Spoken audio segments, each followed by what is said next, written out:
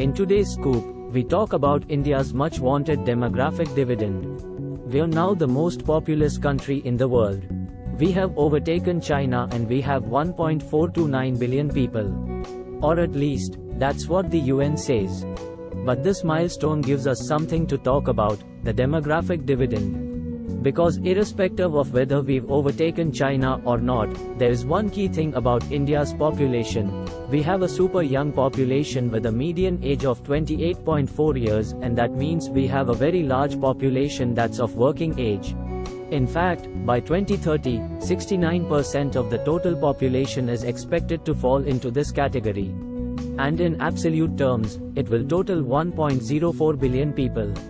That's the demographic dividend. Because with more people in the workforce, we can have increased economic growth and higher savings and investments. And we've seen this play out in other countries in the past.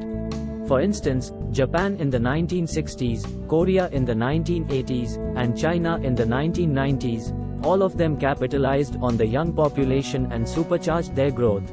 On the other, countries in Latin America didn't quite reap the benefits of their young population. Their growth rate remained anemic. And this boils down primarily to two things: education and employment. It's something that India will have to grapple with too. Let's start with the education dilemma. How often have we heard people say that while the country churns out engineers, only a few of them have the skill sets that actually make them employable? Well, according to a study by talent assessment firm Vbox, 50% of all graduates are unemployable. Sure, this was their analysis after running a test for only around 375,000 students. So maybe we can't simply extrapolate it entirely. But we've all heard the stories. And we know there's at least some semblance of truth to this. One reason why this could be happening is that we have a bunch of private colleges in India that do the bare minimum to keep their racket going. Sample this from the Indian Express in 2020.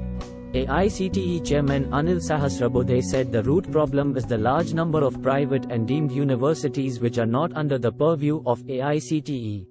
The qualifying criteria were probably relaxed to increase the gross enrollment ratio, cater to increased demand, but no one followed up to check if the institutes were eventually following rules, he said.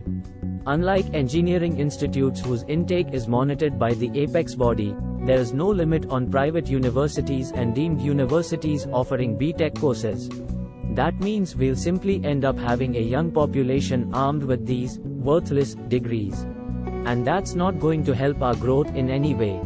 Also, a report by the Confederation of Indian Industry, KI, revealed something quite shocking. A puny 3% of our workforce consists of formally skilled workers. This number is 24% in China.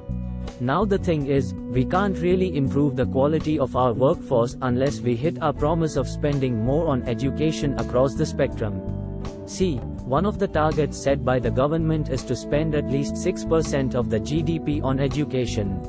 But for a long time, it has been stuck at just under 3%. This could mean we are squandering our demographic dividend.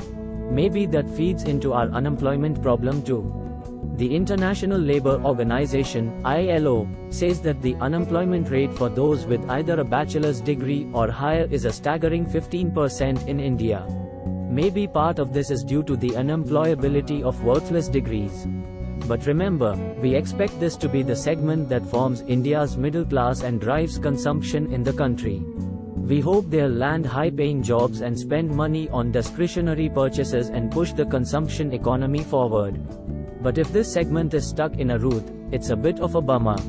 The Pew survey says that the middle-income Chinese population that lives on $10-50 a day totals nearly 800 million. On the other hand, in India, this accounts for only 121 million people. The Indian consumption story we hear about often will be left wanting. There's even an issue with low-skilled jobs. Numbers indicate that in the past few years, more people have actually gone back to jobs in agriculture, despite wages stagnating even here. And creating 93 million jobs in the next 25 years in manufacturing to make ourselves a powerhouse isn't going to be easy. Oh, and there's one more thing. There's actually a very important third piece in all this: women. Or rather, the participation of half our population in the labor force. The unfortunate reality is that in the past decade, women have actually dropped out of the job market. The proportion of working women has fallen from 26% to 19%. And while women contribute to 40% of China's GDP, it's just 17% in India's case. But it's not all gloom and doom, of course. Many things have gone in our favor over the past couple of decades. We are now the 5th largest economy in the world, and we've left behind our colonial masters. We took over the presidency of the G20 this year. We're attracting foreign manufacturers such as Apple to set up shop in India to push manufacturing. We're focusing on infrastructure building as a means to create more jobs. We've become a power in our own right. But in order to truly capitalize on the opportunity that this demographic dividend is offering us, we may have to do a lot more. Because before you know it, the fertility rate drops, people get older, and the ratio skews in the opposite direction. We'll find ourselves in the same position as Japan from the 1990s or China of today. We need to prepare ourselves for that. And we have the next 30 years to do so. If you like the today's scoop, please like it, share it with your friends, and subscribe the channel for latest top stories.